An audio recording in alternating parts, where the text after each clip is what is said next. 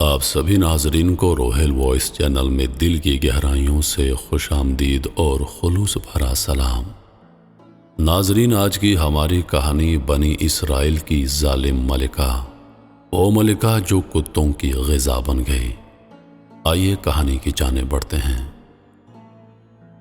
حضرت سلیمان علیہ السلام کے انتقال کے بعد ان کے بیٹے اہبام کے دور میں سلطنت دو حصوں میں بٹ گئی۔ جنوبی فلسطین میں یہودیہ نام کی ایک سلطنت قائم ہوئی، جبکہ شمالی فلسطین میں اسرائیل کے نام سے ایک ریاست کا قیام ہوا۔ ان دنوں سیدہ یعنی موجودہ لبنان کی شہزادی ایزابل کی خوبصورتی کے چرچے ہر سو عام تھے۔ چنانچہ اسرائیل کا بادشاہ، جس کا نام اخیب تھا، اس سے شادی کر کے اسرائیل لے آیا۔ ان دنوں لبنان اور شام میں بال کی پوجا کی جاتی تھی۔ بال فنیقی اقوام کا ایک قدیم دیوتا تھا۔ اخیب اول درجے کا رن مرید ثابت ہوا اور اپنی ملکہ ایزابل کے کہنے پر آ کر بال کی پوجا شروع کر دی۔ اخیب نے اسرائیل کے صدر مقام سامریہ میں بال کا بہت بڑا اور عالیشان مندر تعمیر کیا۔ اس کو دیکھ کر اس کی رعایا بال دیوتا کی پوجا کرنے لگی۔ اس طرح یہ سامریہ شہر کا نام بالبک یعنی بال کا شہر پڑ گیا۔ پورے ملک میں بال کی عبادت گاہیں تعمیر ہو گئیں اور اس کے نام پر قربانیاں دی جانے لگیں، اور یوں یہودی حضرت موسیٰ علیہ السلام کے بتائے ہوئے دین سے منحرف ہو گئے۔ ایسے وقت میں چند اللہ والے لوگ تھے جو لوگوں کو برے کاموں سے روکتے اور اللہ کی طرف بلاتے۔ انہی حضرات میں ایک نیک بزرگ یرمیہ بھی تھے۔ بال کی پوجا کے ایک خاص دن ملکہ ایزابل اور بادشاہ اخیب بال کے مندر میں موجود تھے اور پوجا زور و شور سے جاری تھی۔ تب یرمیہ اخیب کے پاس آئے، اسے سمجھانے کی کوشش کی کہ بت پرستی چھوڑ کر اپنے دین حق کی طرف لوٹ آئے۔ اخیب تو اس بات پر خاموش رہا، مگر ملکہ ایزابل پوجا میں خلل پڑنے پر بھڑک اٹھی اور اپنے سپاہی کا نیزہ لے کر یرمیہ کے سینے میں کھونپ دیا۔ آپ ایک دل خراش آہ کے ساتھ زمین پر گر گئے، مگر آپ کی نظریں بدستور ایزابل پر جمی رہیں۔ آپ نے مرنے سے پہلے ایزابل سے کہا، تو نے مجھے حق گوئی کی پاداش میں مار ڈالا، اب تو انتظار کر جب تو اسی طرح ماری جائے گی اور جنگلی کتے تیرا گوشت نوچ نوچ کر کھائیں گے۔ اس کے بعد رن مرید اخیب اور ایزابل وہاں سے چلے گئے۔ اس واقعے کے بعد اہل ایمان کے حوصلے کافی پست ہو چکے تھے۔ وہ دیکھ چکے تھے کہ ایزابل کا ان کے بادشاہ پر کتنا اثر ہے۔ وہ خوبصورت ہونے کے ساتھ ساتھ انتہائی مغرور اور سفاک تھی۔ صرف ایک عورت نے پورے بنی اسرائیل کو بت پرستی کے راہ پر ڈال دیا تھا۔ اس کے بعد اللہ تعالیٰ نے الیاس علیہ السلام کو بنی اسرائیل پر نبی مابعوث کیا۔ حضرت الیاس علیہ السلام جیلات شہر کے رہنے والے تھے۔ بائبل میں آپ کا تذکرہ ایلیا کے نام سے موجود ہے۔ آپ سامریہ میں اخیب کے دربار میں تشریف لے گئے اور اسے سمجھانے کی کوشش کی، لیکن اخیب اور اس کی بیوی نے آپ کی ایک نہ سنی اور کہا کہ اب عظیم بال ہی ہمارا دیوتا ہے۔ یہ سن کر آپ وہاں سے سرزمین عرب کی طرف تشریف لے گئے اور وہاں تبلیغ کرنے لگے۔ لیکن آپ کے جانے کے بعد سامریہ میں بارش تو دور، اوس تک پڑنی بند ہو گئی۔ بال کے نام پر خوب چڑھاوے اور قربانیاں دی گئیں، مگر نتیجہ بیسود۔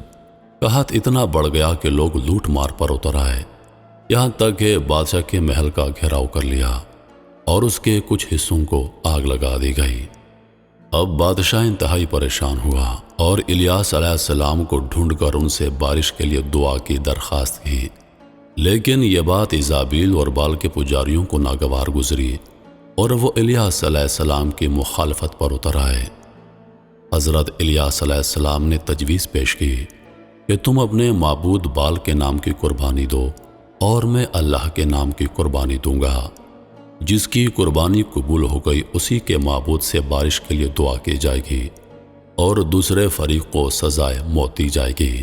اس زمانے میں یہ دستور تھا کہ قربانی کا جانور ذبح کر کے ایک میدان میں چھوڑ دیا جاتا۔ قبولیت کی یہ نشانی تھی کہ غیب سے ایک آگ نمودار ہو کر قربانی کے جانور کو جلا دیتی۔ غیبی آگ نے حضرت الیاس علیہ السلام کی قربانی کو جلا کر راکھ کر دیا۔ یہ دیکھ کر بادشاہ کے اوپر لرزہ طاری ہو گیا اس نے الیاس علیہ السلام سے معافی مانگی اور پجاریوں کے قتل کا حکم دے دیا۔ یہ دیکھ کر حضرت الیاس علیہ السلام نے اللہ کے حضور بارش کی دعا کی۔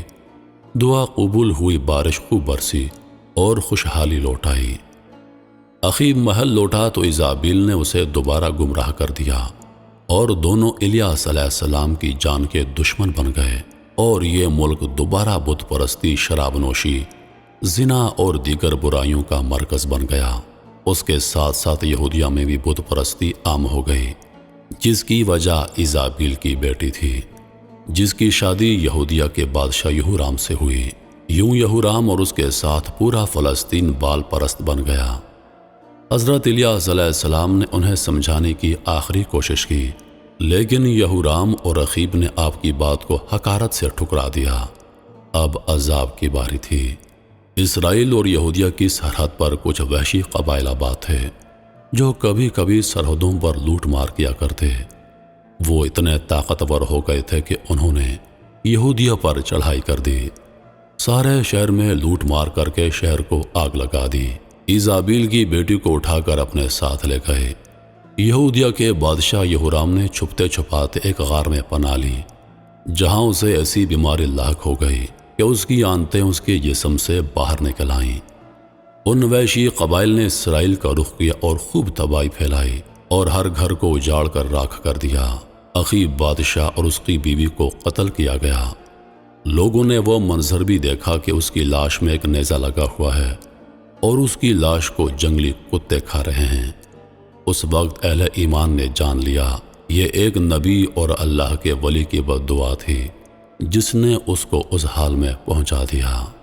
محترم ناظرین، کہتے ہیں کہ غریب کی آہ عرش کو ہلا دیتی ہے، اور جب غریب کی آہ نکلتی ہے تو چاہے وقت کا فرعون ہو، وقت کا شاداد ہو، یا کوئی بھی بڑا سے بڑا آدمی ہو، جب اسے غریب کی آہ لگتی ہے تو وہ رہتی دنیا تک کے لیے ایک مثال بن کر رہ جاتا ہے۔